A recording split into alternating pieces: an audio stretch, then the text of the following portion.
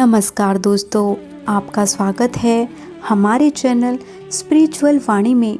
दोस्तों, मनुष्य के जीवन में कर्म बड़ा होता है या भाग्य, यानी व्यक्ति को हमेशा अपने कर्मों पर निर्भर रहना चाहिए या अपने भाग्य पर। यह एक ऐसा सवाल है जो सदियों से बहस का विषय बना हुआ है। ऐसे में आपने भी कई विद्वानों के मुंह से यह कहते हुए सुना होगा, किसी के भाग्य का लिखा कहीं नहीं जाता।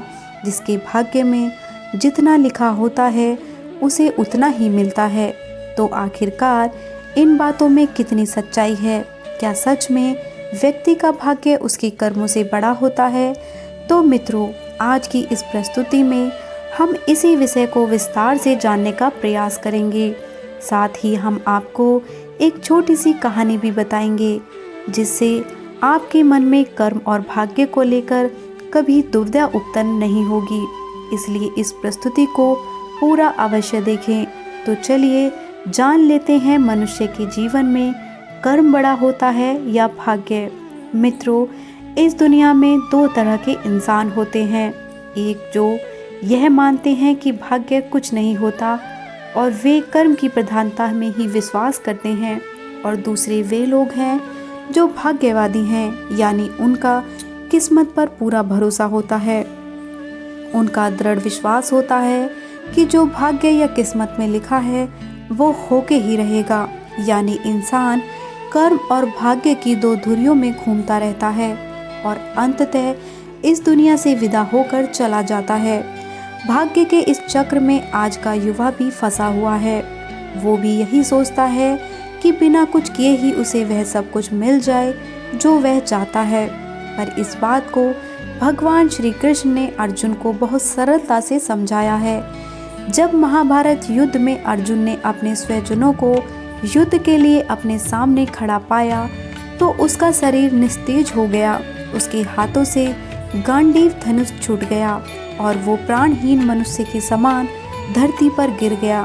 तब भगवान श्री कृष्ण ने उसे गीता के कर्म ज्ञान का उपदेश देते हुए कर्म करने की ही बात कही है। तब भगवान श्री कृष्ण अर्जुन से कहते हैं, हे अर्जुन, राज्य तुम्हारे भाग्य में है या नहीं ये तो बाद की बात है, परंतु युद्ध तो तुम्हें पहले लड़ना ही होगा, कर्म तो तुम्हें करना ही होगा। तुलसीदास जी ने भी श्री रामचरितमानस में कर्म की ही प्रधानता को बताते हुए कहा है। गोस्वामी तुलसीदास कहते हैं कि कर्म प्रधान विश्व करी रखा, अर्थात युक्त कर्म का ही है। प्रधानता तो कर्म की ही है, कर्म किए बिना कुछ भी संभव नहीं है।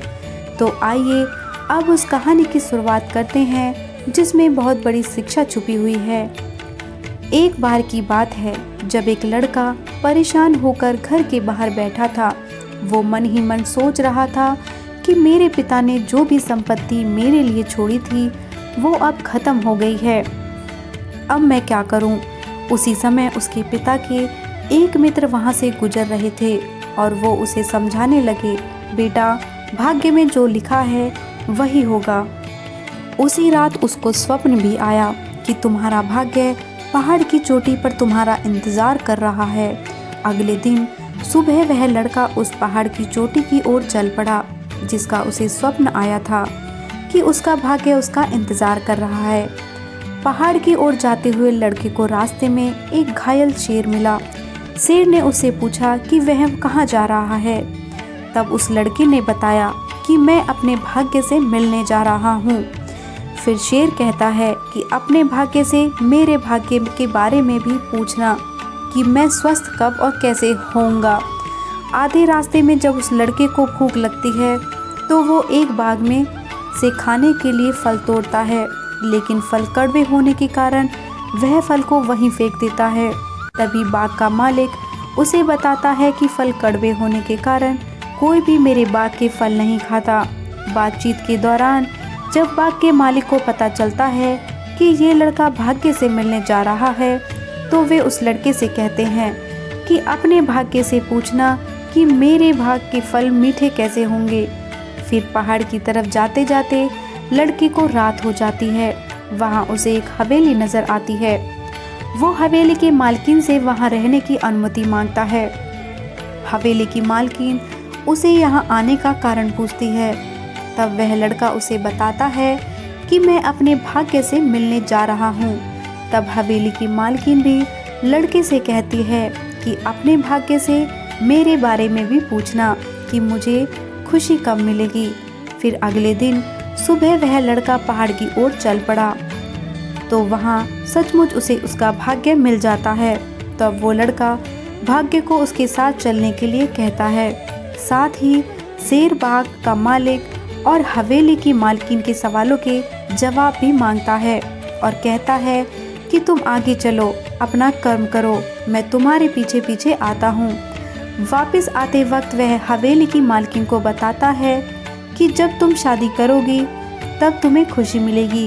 इस पर हवेली की मालकिन उस लड़के से शादी करने की बात करती है और कहती है कि मुझसे शादी के बाद तुम मेरी हवेली के मालिक बन जाओगे, तुम्हारी गरीबी दूर हो जाएगी और मुझे भी खुशी मिल जाएगी।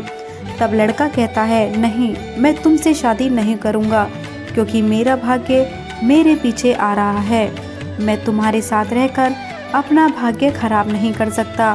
बाग के मालिक के सवाल के जवाब में उसने कहा कि भाग्य के अनुसार तुम्हारी बाग में जहाँ से पानी आता है वहाँ सोना दबा हुआ है, जिस कारण से बाग के फल कड़वे होते हैं। सोना हटाने के बाद बाग के फल मीठे हो जाएंगे। बाग का मालिक लड़के से कहता है, मैं सोना खोद कर निकाल देता हूँ। तुमने मुझे समस्या का समाधान बताया है, इसलिए सोना तुम ले जाओ। तब लड़का कहता है, मुझे सोने की जरूरत नहीं है, मेरा भाग्य मेरे पीछे आ रहा है। इसके बाद वह लड़का शहर के पास पहुंच जाता है। फिर शेर कहता है, क्या तुम मेरे सवाल का जवाब पूछ कर आए हो? लड़का कहता है, भाग्य के अनुसार जब तुम सबसे मूर्ख व्यक्ति को खाओगे तो पूरी तरह से स्वस्थ हो जाओगे। तब शेर ने कहा, तुम्हारा बहुत बहुत धन्यवाद, मैं तुमको कोई इनाम देना चाहता हूँ। लड़के ने कहा कि मुझे इनाम की आवश्यकता नहीं। साथ ही शेर को यह भी बताया कि तुम्हारी तरह हवेली की मालकिन ने भी मुझे शादी करने का प्रस्ताव रखा था और बाग के मालिक ने कहा था कि तुम सोना खोदते मेरी मदद कर दो और सोना तुम ले जाना, लेकिन मैंने उन्हें भी मना कर दिया। तब शेर ने पूछा, तुमने ऐसा क्यों किया? तब लड़के ने जवाब दिया, मैंने उन सब से कहा कि मेरा भाग्य मेरे पीछे ही आ रहा है, इसलिए मुझे इसकी आवश्यकता नहीं। लड़के का जवाब सुनकर शेर ने आप देखा न ताप और उसी क्षण लड़के को खा गया।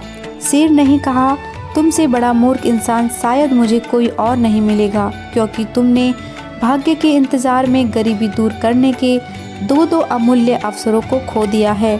अगर तुम दोनों जगह अपना कर्म करते तो तुम्हारा भाग्य तुम्हारे पीछे नहीं बल्कि तुम्हारे साथ चल रहा होता।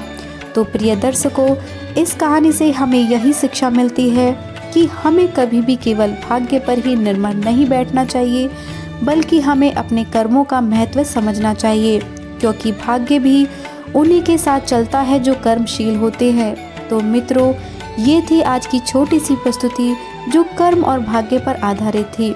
हम आशा करते हैं कि हमारी यह प्रस्तुति आपको अच्छी लगी होगी। अगर अच्छी लगी है तो वीडियो को लाइक करें, साथ ही चैनल को सब्सक्राइब करें और कमेंट बॉक्स में जय श्री कृष्ण लिखना ना भूलें। तो आज के लिए बस इतना ही। इस वीडियो को पूरा देखने के लिए मैं आप सभी का धन्यवाद करती हूँ। धन्यवाद।